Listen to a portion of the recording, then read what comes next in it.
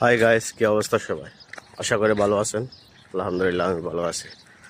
আগামী 1 মাস যদি এভাবে লাগাতার যুদ্ধ সারা বিশ্বে লেগে থাকে, আমাদের বাংলাদেশের অবস্থা কি হবে? আমাদের বাংলাদেশ একটা ভয়াবহ সংকটের দিকে যাবে। যেমন আজ থেকে জ্বালানি খাত মা- অবস্থা খারাপ, সন্ধ্যা 6টার থেকে দোকানপাট বন্ধ।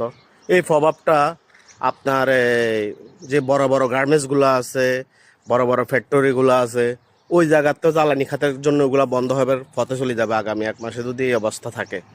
তারপরে পেট্রোল পাম্পে পেট্রোল পাবে না, গ্যাস লাইনে গ্যাস পাবে না, গ্যাসের সংকট দিবে, পেট্রোলের সংকট দিবে। তারপরে এখান দিয়ে আবার যারা রিমিটেন্স বাইরে আছে, বাইরের দেশে আছে, ওই লোকগুলা ঠিকমতো টাকা আগের মতো ফাটাতে পারবে না। ওই রিমিটেন্সটা একটু কমে যাবে।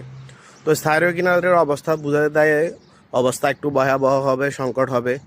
এই কারণে তারেক রহমানকে এখন জাতীয় ঐক্য ডাক দিতে হবে।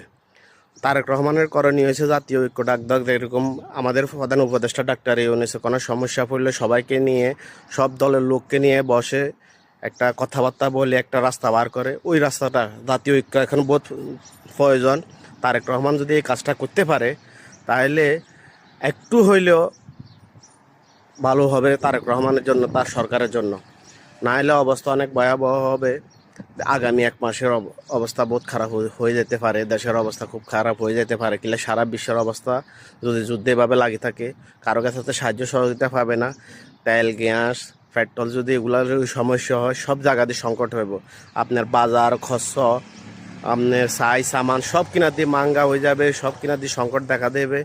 এই অবস্থা একটা একটা নতুন সরকার আসছে, মাত্র 2 মাস হয়েছে। ওনার জন্য এটা হ্যান্ডেল করা বহুত কষ্ট। তাই জাতীয় ঐক্যটা অনেক দরকার তারেক রহমানের জন্য। আগামী 1 মাস আল্লাহ জানে কি হয়।